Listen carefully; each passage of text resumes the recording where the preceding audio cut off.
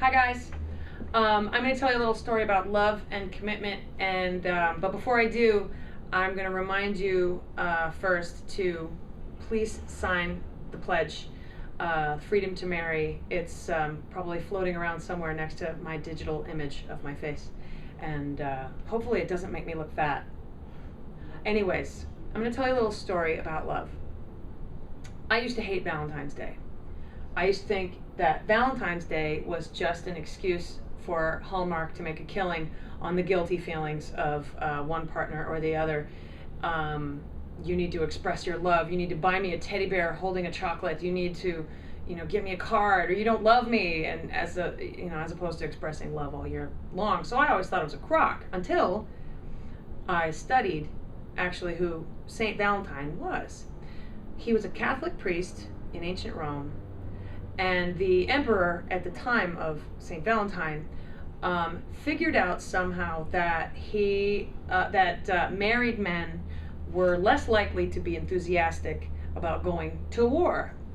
They had kids and they had warm, comfy boobs and women to sleep with, and they didn't really want to get out of bed and go kill other guys. Understandable. So the emperor decided, I'm going to outlaw marriage. So we're going to have all crazy, hopped up bachelors who will be ready to go and kill other people. So he outlawed marriage. Enter Saint Valentine, who absolutely hated that idea, thought it was terrible, tried to talk him out of it, and couldn't talk him out of it. And, you try to talk the emperor out of anything, it's like, okay, 1, 2, 3, I'm going to behead you if you don't get out of my presence right now. So Valentine could not win that argument. So he started to marry couples in secret, in candlelit ceremonies, late at night, in hidden corners of the city. He would perform these wedding ceremonies to these two people who were all risking life and limb to declare love and commitment to one another. And of course, as all wonderful tragedies go, and you can't become a saint without something horrible happening to you, St. Valentine got busted, and he was thrown in jail, and was tortured, and was killed in a pretty horrible way on a holy day, just to add insult to injury, because the emperor was good like that. So it redefined my opinion of Valentine's Day and of marriage. To me, commitment and love is being willing to die for love, being willing to really take a huge risk in declaring yourself to another person. It's a scary thing to do when you think about it. And I believe now that marriage really matters. Marriage really matters because other people shouldn't define what love is and what love looks like and what it should be. And other people shouldn't decide what your commitment is going to look like and what your commitment is going to mean to you. And no one else should decide what family means. It's your expression of love and bonding and commitment to the people that you love. No harm has ever come out of that. And quite honestly, straight folks have kind of cornered the market on divorce.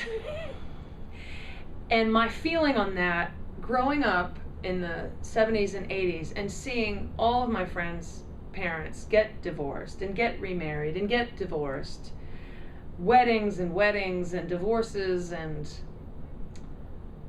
I think folks have forgotten the people who've come before us who died fighting for what they believe in, giving us the rights that we have now that we kind of take for granted.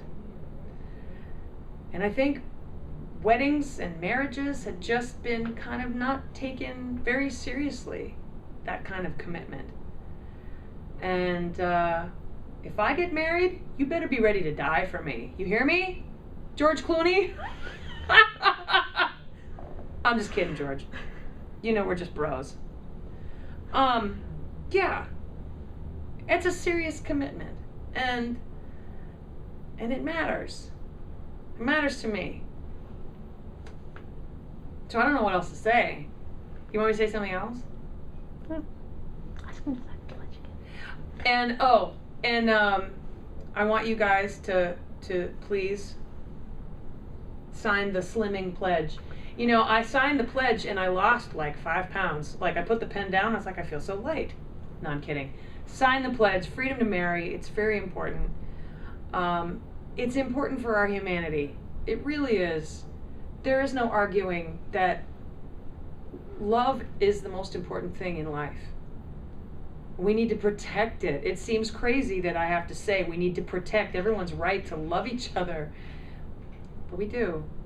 We need to protect our rights to love how and whom we choose.